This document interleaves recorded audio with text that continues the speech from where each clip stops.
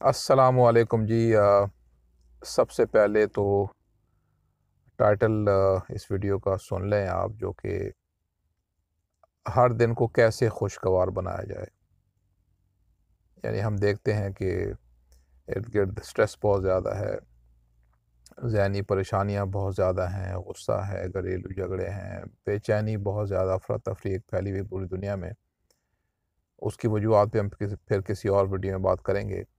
اس وقت ہم صرف یہ چاہ رہے ہیں کہ ایک مشق میں آپ کے ساتھ، ہزاروں سال پرانی مشق ہے اور فوائد اس کے بہت زیادہ ہیں، جس پہ ہم نے کبھی دھیان نہیں دیا، میں نے خود کبھی دھیان نہیں دیا، لیکن جب ہم پھر ایک سفر پر چل پڑے تو اس مشق کی افادیت اب سامنے آئی۔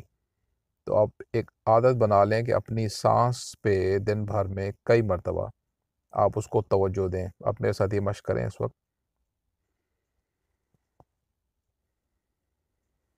سانس اندر، سانس باہر۔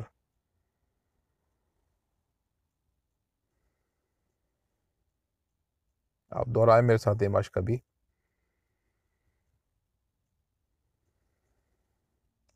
تو دن میں کئی مرتبہ آپ یہ مشق کریں، بلکہ کہیں لکھ کے رکھ لیں آپ، تو اس سے آپ کو خود ہی فرق محسوس ہونا شروع ہو جائے گا، اور بغیر کسی دوا کے، بغیر کسی پریشانی کے آپ دن بھر اچھا فیل کریں گے، اور ایک اطمینان سا رہے گا، ایک اندرونی خوشی ہوگی۔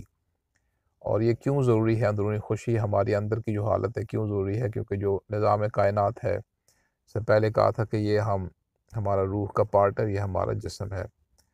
سو دو ڈفرینٹ ہے، دو مختلف چیزیں ہیں۔ تو اس میں جو نظام کائنات ہے، اس کے ساتھ ہم جو جڑے ہوئے ہیں، ہمارے جو احساسات ہیں، جس کو فیلنگز یا ایموشنز کہتے ہیں، اس کے ذریعے سے جڑے ہوئے ہیں۔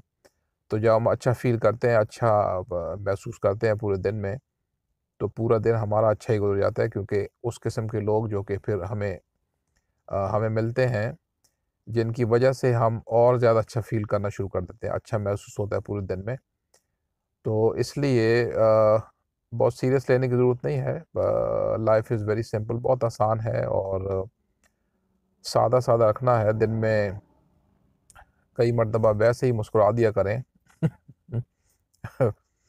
اور ہنس دیا کریں ویسے ہی بلا وجہ، اور سانس کی مشق کریں تو اس سے آپ کو فرق پڑے گا۔ تو بتائیے آپ اپنی فیڈ بیک میں، اپنے کامنٹس میں، اور ایک مرتبہ پھر کر لیتے ہیں، آپ میرے ساتھ کریں ابھی اس وقت۔